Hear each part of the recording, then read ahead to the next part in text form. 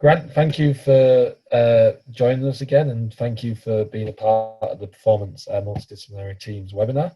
Would you mind just providing a quick summary of your Q&A session with Rob Pacey for those people that may have missed it? Yeah, basically Rob and I discussed a lot about the sort of the organization of a performance team, what it should generally look like and what sort of disciplines are in that, from sports science, strength and conditioning, from medicine being physiotherapy and holistic medicine, from psychology. And we discussed how do you try and glue that together? And so therefore the key message out of that was, what is the human science behind that? What is your dream? How are you going to have a mission?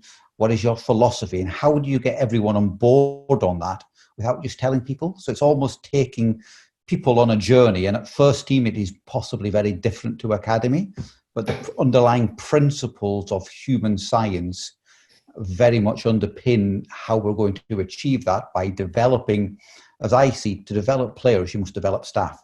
And develop staff from two angles: their technical expertise, which is vital, but the biggest bit that allows them to connect with key stakeholders in the business is the human science bit. So getting them to understand, first of all, themselves, and then hopefully how others think. So that was primarily the whole purpose, I think, of the discussion with Rob. Well, thank you very much, Grant. It was really enjoyable listening to that, and it was nice breather from the day as well, I must admit, from me to actually sit back and listen. So I bet. So the first question that's come in, how do you place financial value on sports scientists, drugs, or sports staff? For example, how do you pitch that a nutritionist is worth a physio worth B, and the second physio C, even though it's B on the question? Listen, I think it's really difficult. I think every job, and I think when you go into an organization, you have to first of all look at their structure. And if I'm going in as the head of performance, the last thing I ever look at is what they're going to pay me first.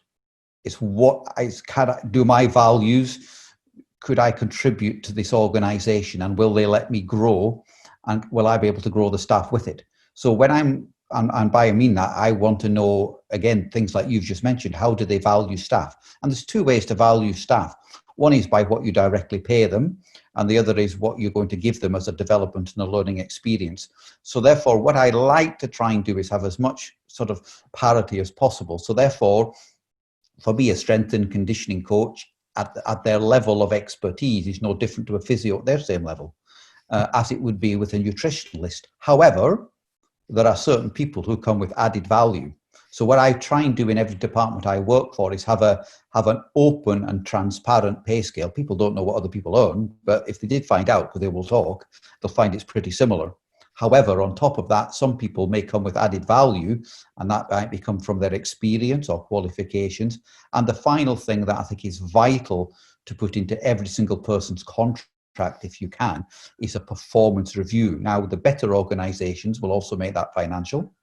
The not so good ones won't, but you can still have a performance review that allows people to be evaluated at the end of every 6 months, at the end of every season, with goals that are set. And these, again, I'm a great believer in fairness in an unfair world. It isn't a fair world. People will be attracted to go and earn more money because someone thinks they've got market value. And performance staff, thankfully, and I've seen it recently, I have seen some colleagues I have worked with, for want of a better word, being taken from one club to the other who's one of their competitors. And to do with that, they've got to pay them quite a bit of money. And I'm delighted because I'm seeing some people being highly rewarded. I'll be honest with you, in my life, I've been approached to work for organizations, and it's very flattering. And sometimes the answer is yes, but sometimes it's no. Because for me, yes, I wanted financially well remunerated, but what I wanted to feel valued.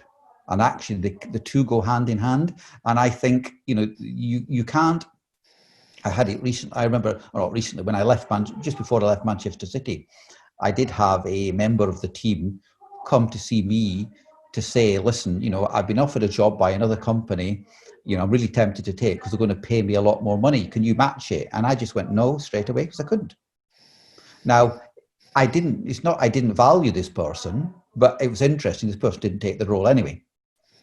And when I told them about the system, and I said to them, I promise you, in your PDR, you will be, the way you're working, you'll get a good review, which probably means you'll get a 10% salary bonus. I can guarantee you, I'll be putting in that for you, but I can't make the system unfair just because of what another club has asked for you. And that's not right, because it would then make everybody else feel, what's the right word, devalued. And there are certain positions that will have more value than others. So if you're the head physiotherapist, you're likely to earn more than the strength and conditioning coach, but no more on the benchmarking to the head of the strength and conditioning. So I think it's very important as the lead, you set all of that before you go into place. But you're right. Unfortunately, we live in a world now where some clubs, I'm highly embarrassed when I see some of the salaries that are being offered to people who've graduated, got an MSc, and they're being offered £17,000-18,000 a year. It must be very demoralising. I've been fortunate enough to work in clubs that haven't gone down that route. And I despair when I see it. It's quite upsetting because it's not fair on someone's level of commitment and debt through university to do that. But I think the key as the lead is to make sure. And I remember when I was interviewed 3 times for a role at Manchester City, which is great. It was a proper process. And at the end of it, the HR manager turned to me and said, "Grant, you've got 5 minutes to ask questions." And I went, "Well, I better come back the next day because I've got 30 questions to ask you." And she says, "Well, you'll want to know the salary." And no, I don't. Because until these 30 questions are answered, I might not be the right person for you, but I need to know you're the right person for me. Thank you, Grant. That's really refreshing to hear, and hopefully that I think that more than answers that last question. To be honest with you, that was really fascinating. So thank you. And kind of leading on from that, what is the best characteristics you look for within staff members? A must is their qualification. So therefore, you have to be, if you're a physio, and you've got to be a chartered physiotherapist. If the sports therapy qualifications is deemed right for a role, I will look at a sports therapist. If it's a strength and conditioning coach, I want the relevant undergraduate and the postgraduate qualifications. Same with the sports scientist from BASIS. Same from psychology. So, but that is just at best going to get you an interview. That's not going to get you the job at all. I have regularly done this, and people will tell you been interviewed by me. When they show me copies of their certificate, I tear them up in front of them, because actually that's just got you an interview. So please don't think that's going to get you the job. And if you quite want to sort of tell me you've got a first class honours, a master's, and a PhD, great, well done. I'm delighted. It's not going to get you the job though. What's going to get you the job is that personality, the soft skills. So I like people who've maybe done some voluntary work, who've maybe helped feed homeless. Maybe they spent a summer in an orphanage in Africa. I want to see someone who has had a little bit of adversity.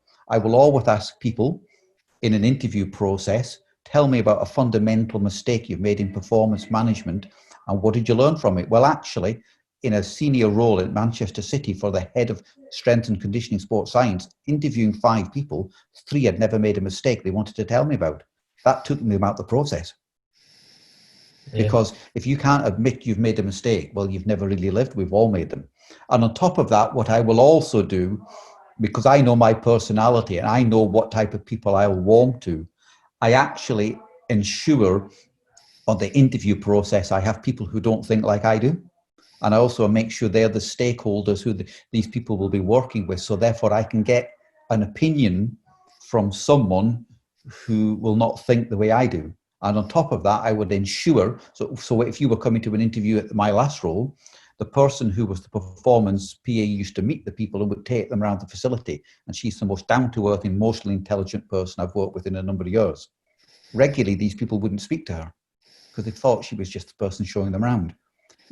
That to me is poor. I intentionally would often stop and put a piece of litter on the floor when I was maybe talking to these people and just ask them out of interest, what would they do with that piece of litter? A lot of people, well, I'll tell the cleaner. Tells me a lot about you. What, you can't even pick a piece of litter up and put it in the bin yourself? So I'm very into you must have qualifications. So let's not belittle those. But I also want to know where you've worked with, who you've worked with, what sort of influence they've had on you. but then it's your personality that's really going to get you the role for me.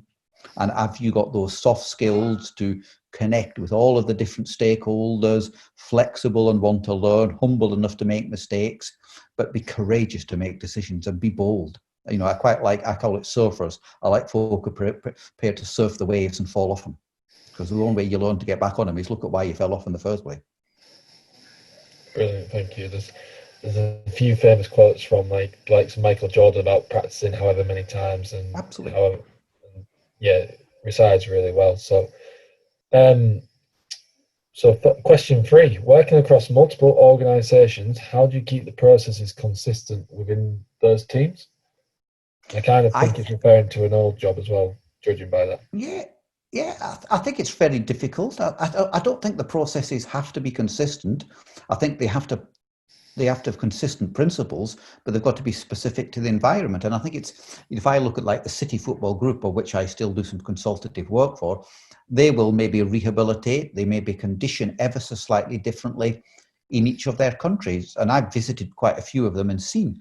But yet what you're looking at is the end product. How does it look?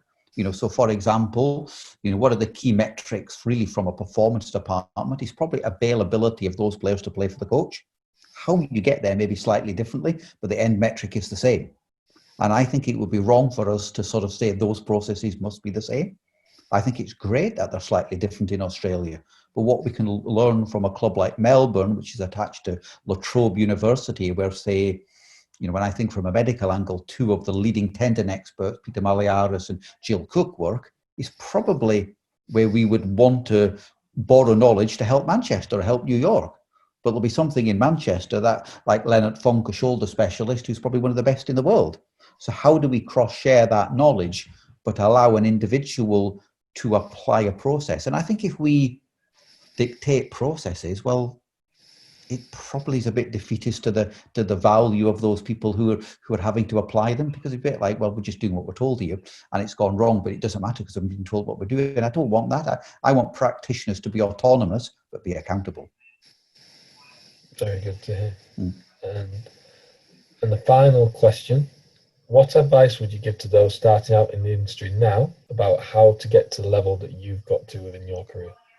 Listen, I think you've all got that opportunity. You all have a chance. Someone's got to be able to do it. And I feel very fortunate that I think I was able to achieve what I've done for one of two reasons. One is my own personality, which is, I think I'm a humble person. I want to learn. I love learning. So listening to the workshop that you delivered, I was more excited about listening than talking, because talking's easy. You don't learn when you talk, you learn when you listen. So there were so many great aspects of that. But the key for young people is you're not going to get there just on your own back. You've got to have mentors. And a mentor isn't someone who'll maybe be with you all your career. It may change. I mentor people now, but I encourage them after a couple of years to go and get someone else so they see the world differently. And it doesn't mean we won't still talk, but throughout that time, you have to have people you can turn to for advice, but also be bold, make decisions, and you'll get some wrong, but analyze when you get them wrong and learn from it. And I think, yes, we just talked about this a little bit before, you've got to work hard, but you've got to get some rest. You've got to be able to sometimes go out and have some fun with your friends. I can also remember when just before I left Manchester City, one of the staff was going on a stag do, and we went around the table to describe what was the best stag do everyone had been on. And I was the last person to answer. And the truth is, I've never been on one in my life, because I'd worked every weekend in football. So I don't know what a stag do is like. I don't think I would miss out on much because I'm not really that big a drinker. But what I'm trying to say is, you've got to also have a life. You've got to have rest. You've got to have family time. I think that will make you a more balanced practitioner. So work hard, have critical friends, have an enjoyable life, and try and be the best version you can of yourself. And don't I am not, some of the people I look at who've done my roles do it differently to me. That doesn't mean I want to be like them or they should be like me. You must do it the authentic way for yourself, and don't have regrets, and but learn from your mistakes. Thank you very much, Grant. Really appreciate that. My pleasure. Thank you for your time. If anyone wants to reach out to you, is there there any specific way you'd recommend for them Yeah, to I contact? suppose the best way to reach me, I mean, I've got my own website, which I think is www.grantdownie.co.uk. You're welcome to look on that because there's a link to just that sends me emails. I have a lot of the information on there that I talk at different groups. It's all free. There's no charge for anything, so don't worry when it says free resources, you have to sign up. It's just so then it lets me look at who's actually looked at it. That's for my benefit. It's all free. And they can reach out, and I'm very happy to speak to young people. I mentor a lot of different people through different aspects of their journey, and it's nice to have a mixture of people who've just started their career to quite high level performance directors. And I like a little bit of everything, because to keep in touch with people just qualifying, you've got to listen to how they think. Brilliant. Thank you very much, Grant. My